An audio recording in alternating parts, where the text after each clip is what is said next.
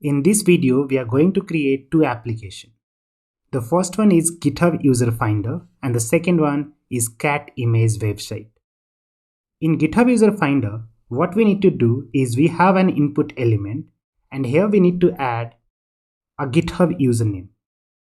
And when you press enter, it will display the name of the username, and 5 followers and 5 following if they have.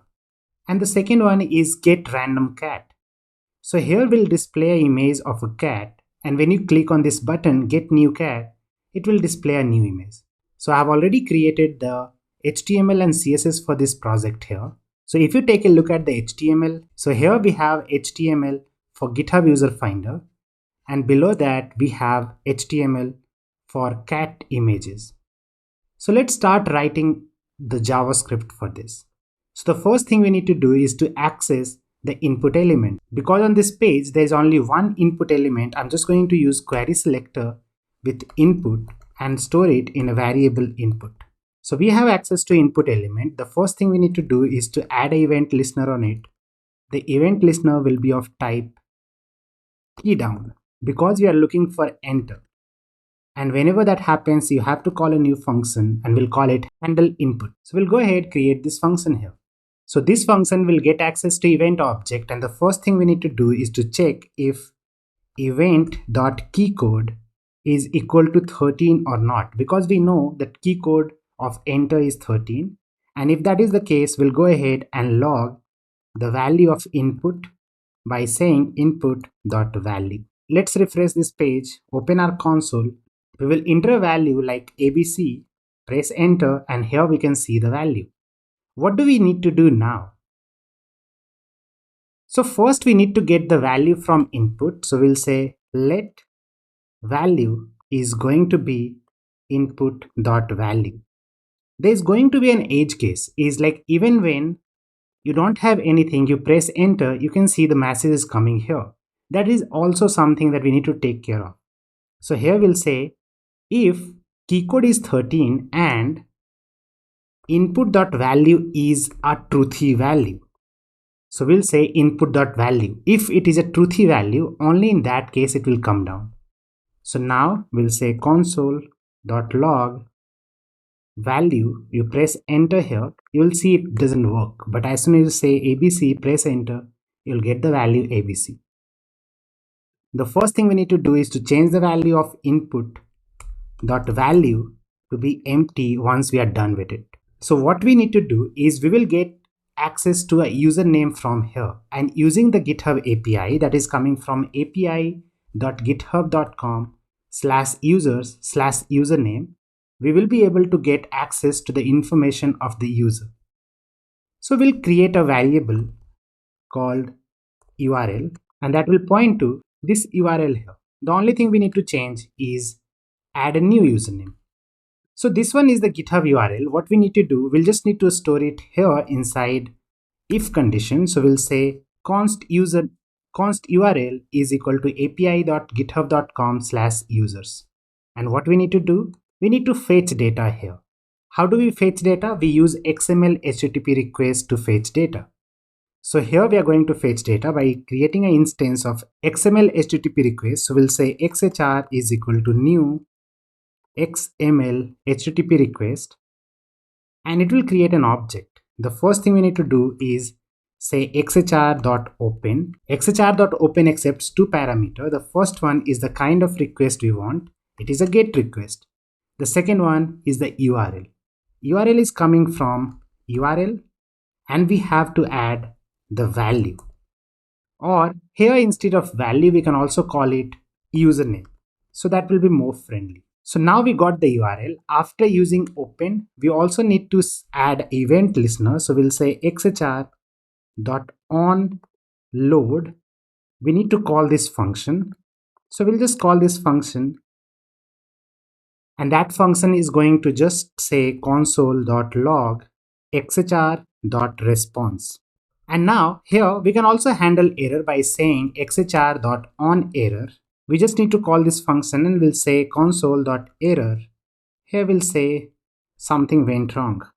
At last, we just need to send. So we'll say XHR.send. So that is what we are doing now. So here, as soon as you enter something in the input and you press enter, this function will be called. So let's see if it is working or not. So here we'll just copy this username and paste it here, press enter. As soon as it happened, you can see it became empty, and here we are able to see the information of that specific user. But there is a problem. So here, this information is in the format of string. We need to convert this using JSON.parse. Now, we'll enter the username, press enter, and here we can see that the information is in the format of JSON. So we got the information. All we need to do now is replace this dummy information with the real information. So for that, what I'm going to do, I'm going to create a function and we'll call it handle display. You can also call it create UI, but we are calling it handle display. And here, instead of calling console.log, I'm going to call handle display with the value of JSON.parse. So here we'll get user info. And here, we just need to select all these elements where we are displaying this information and replace that. So first we need to select this image, then name, then this paragraph. So let's see how we can select them. So here, the first thing we need to select is a div of class info. Inside that we have image, h3 and p. So let's go ahead and do that. So here we'll say info is equal to query selector dot info. And from this element, we can get access to the children element, that is image, h3 and paragraph. So let's create a new variable. We'll call it user image, that is coming from query selector dot info. Inside that we just need to select img. Similarly, we'll have user name, that will be coming from info h3, and username, and the last one, user login, will be coming from info paragraph. So we have access to all these three information. What we need to do is to change all these information. So we'll say user image dot src should be equal to the data that you're getting. Inside that we have a property called avatar URL. So we'll just get this property from here and we'll say avatar URL. If you want to add an alt attribute to the image, you can use the name of the user, that is coming from here. After changing the alt, we need to change the name of the user, that is coming from username, and here it will be inner text, and that will be coming from userinfo.name. Similarly, we'll have user login, that will be coming from userinfo.login. Now let's go ahead and test it. So here we'll copy this username, paste it here, press enter, and what do we see? We see that the image is changed, the name, and even the login is changed. If you want to add @ you can just do it here by just saying @+ so press enter, you will have the same thing here. So we are done with displaying the information of the user here. We need to display the first 5 followers and first 5 following. So let's see how we can get that information. So if you look at the data that we are getting, here we are also getting followers URL and following URL. So let's go on to followers URL. So when you go on to followers URL, you'll get a list of followers. Similarly, when you go on to following URL, you will not get the information because the URL that we are getting here is not right. Why? If you come here, you will see that at the end, it is adding other user or something. So let's delete this part and just say github.com/user/gareon/following. Press enter and you will get the list of following users. So we just need to take the first 5 user and display it here. Similarly, we need to take first 5 user and display it there. So here we have to fetch these 2 data again. So how we are going to do that? We will write another function and we'll call it fetch followers. And fetch followers, whenever it will be called, it will fetch the follower and change the UI here. That is what it is going to do. But try to understand what is happening here. It is going to have a very similar logic that we have done it here. So we have already done it. So why do we have to do it again? So why not just refactor this code in such a way that we can use it multiple times? So look at what are the things that are changing here. So if you look at it, the URL is changing and the function to handle onload is changing. There is nothing else that is changing, right? So what I'm going to do, I'm going to copy this information from here, and rather than calling it fetch followers, I'll call it fetch. What this function is going to do, it function is going to accept URL and success handler. Success handler is going to be here and URL is going to go here. So we have created our function. Now what we need to do, we need to use this. So let's go ahead and see how we can use it. So here we'll say fetch and we'll pass URL. URL is going from here, so we'll just pass this and put a comma. The next thing that we want is we need to pass this function on success handler. But try to understand one thing. Here we'll also need access to XHR.response. But now, because we have moved it into a different function, this function has access to XHR. So how we are going to do that is, whenever you pass this success handler, I'm going to wrap that into a callback function. Why? Because we need to pass some parameter. What do you need to pass? Because most of the time you're going to parse the data. So I'm just going to parse the data from here. So we'll parse the data and we'll send XHR.response. Now, whenever data is loaded, this function will be called with response. Now what will happen here is we can just pass a reference of the function. So what we will do, we'll take this function from here, remove all this dummy code and paste it here.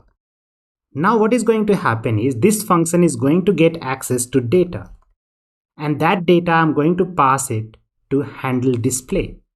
So we are going to pass it like this. But does it make sense that you are having a function that is accepting data and you're taking that data and passing it to the next function? So why not just do it like this? So here we can remove this part and just say handle display, because handle display is the function that is passed to fetch, and this will be called here with the value of xhr.response in JSON format, and that is exactly what it needs. So let's go ahead and test and see if it is working properly or not. We'll refresh it, we'll look at username, paste it here, press enter. What do we see? We see that everything is working properly. But now what we have done is we have created a small mechanism where we can fetch data multiple times in a very simple way. So just to repeat, what we are doing is we have created a function called fetch that accepts an URL and a function that will be called in future whenever the data is loaded. And that function is going to be called with the data that is coming in response. We are also converting that data into JSON format. So we are done. Now let's go ahead and work on followers.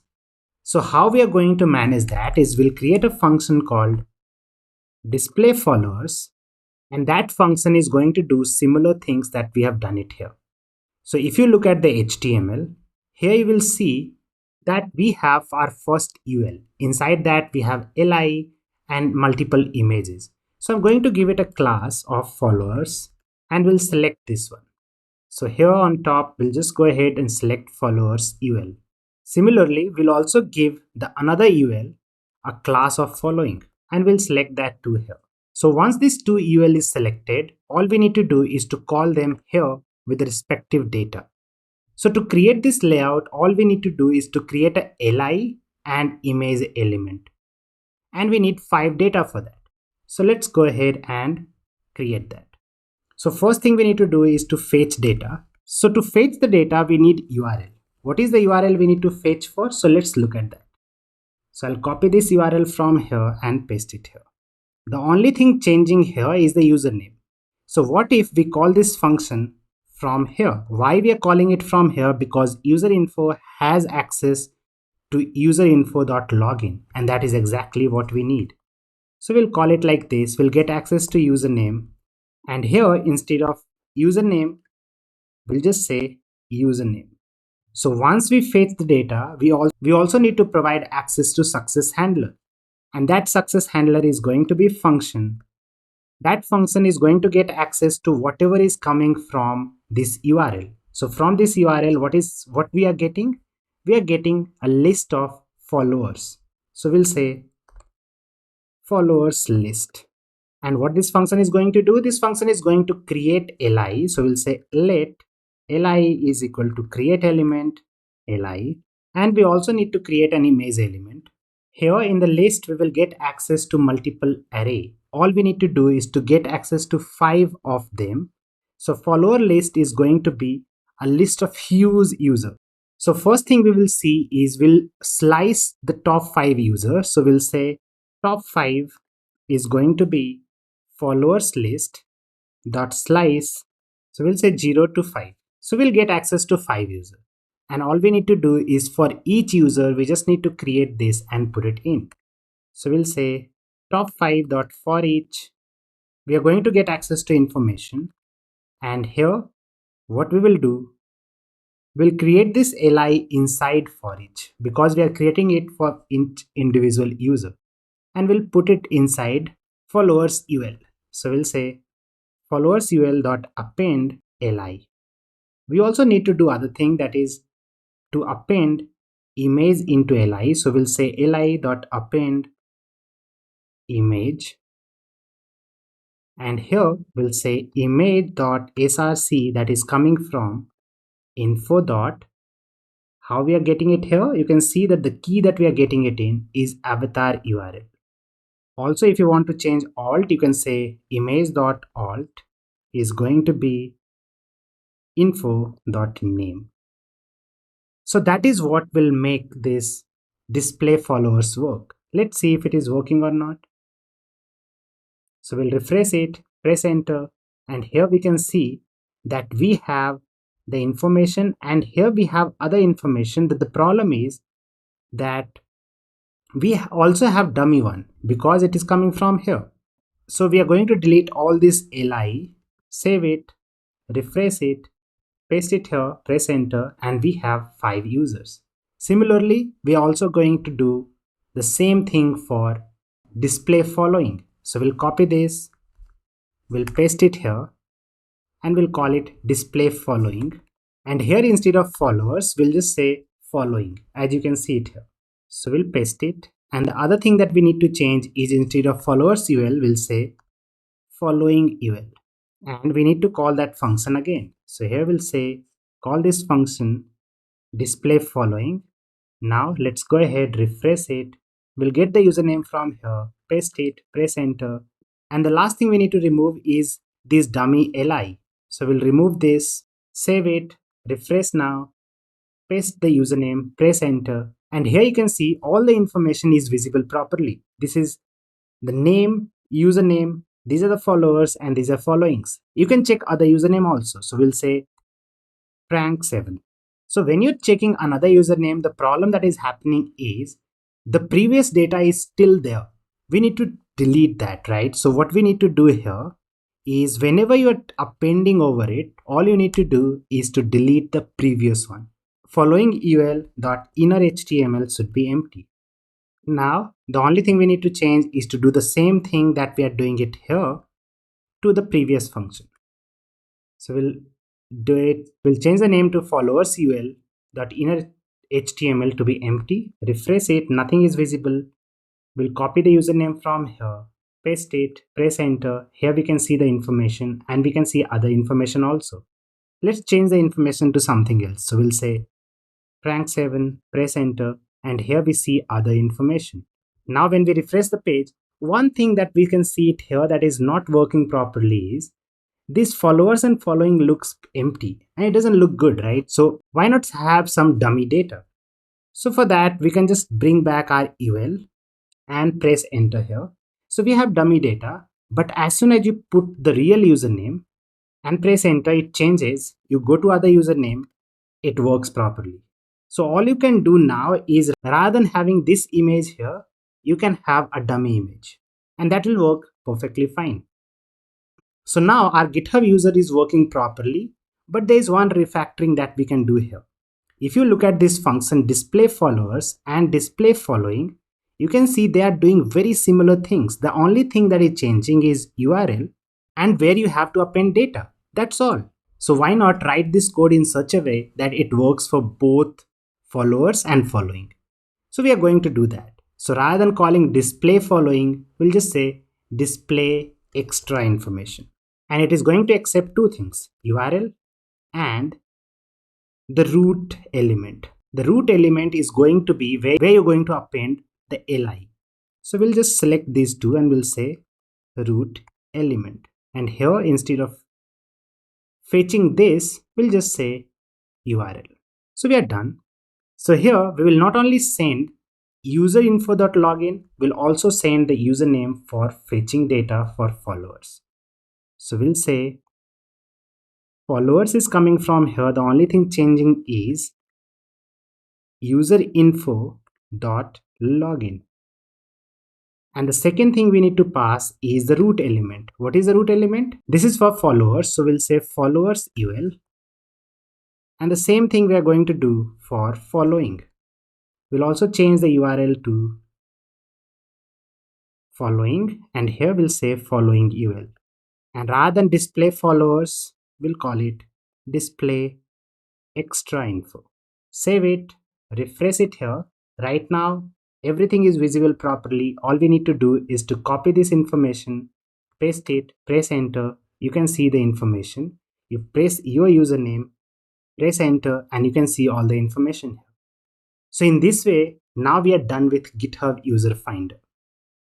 We'll move on to the next one. And the next one is get random cat. And that is very simple one. All you have to do is whenever you click on this button, you have to fetch some data and display the image here. So we'll go ahead, select the image for cat. And how we can do that? We have a class cats. Inside that, we just have to fetch this data. And we'll also have to fetch this button. So let's go ahead, select the button. So we'll say cats image is coming from query selector dot cats, and we are looking for image tag. Similarly, we'll say cats button, and here we'll just say button. First thing we need to do is to add a event listener on cats button. So we'll say add event listener of type click, and whenever that happens, you have to call the function handle click. So we'll go ahead, define this function here, and this function is going to fetch data as we were fetching earlier. So what is the URL we are looking at? So the URL is given right here. So I'll copy this URL from here and send it to the function that we have created earlier, that is fetch. So we'll send the URL, and we also need to send them the handler function, that is on success handler. So we're going to say it is going to be a function, and that function will get access to cat information. So let's look at what the cat information looks like. So when you copy this and paste it here, you will see you will always get an information of a unique cat. So every time you refresh it, you get some different cat. So it's an array. Inside that is an object, and we just need to look for URL. So here we are getting access to cat info. All we need to do is to change the src of cat's image. So we'll say src is going to come from cat info is an array. So we're going to access the 0th element, that is an object. Inside that you have an URL. That's all. So whenever you click on it, you have to call this function. So let's go ahead, refresh this, click on this button. What do we see? We got another cat, right? Click on it again, it will go ahead, fetch the data, and you see the image is changing. At the same time, when you go ahead and put a username and press enter, you are getting all the information here. So in that way, we completed this whole exercise. And the best part was creating this function fetch, because we were able to use this function multiple times in our own ways, right? So whenever you see that you are doing the similar things multiple times, you should always refactor it in such a way that it can be used multiple times. And whatever information is changing, just accept that as a parameter, as we are doing it here with URL and root element. So let's just walk through this code from the start. Here we are selecting all the different elements. Here we have fetch, a function that accepts URL, and a success handler. That success handler gets called whenever data is loaded, and we are calling that function with the response that we are getting in XHR. And we have also added some onerror handler, and we have it here. So here we have another function, display followers. I don't think we need it anymore. So let's just delete this part, because we have one function that is going to work with followers and following, right? So we have another function, display extra info, that is accepting URL and root element. This function is first going to fetch the data, and whenever data is fetched, it is going to get access to the data. The first thing we are doing is getting the top 5, and then using for each we are going to append over it. You can also put a condition here whenever the user doesn't have that many followers or following, what to do. So you can take care of that here. And here we have function handle display, we have handle input, and we have add event listener, and this is the code for cats. So in this way we have completed this exercise.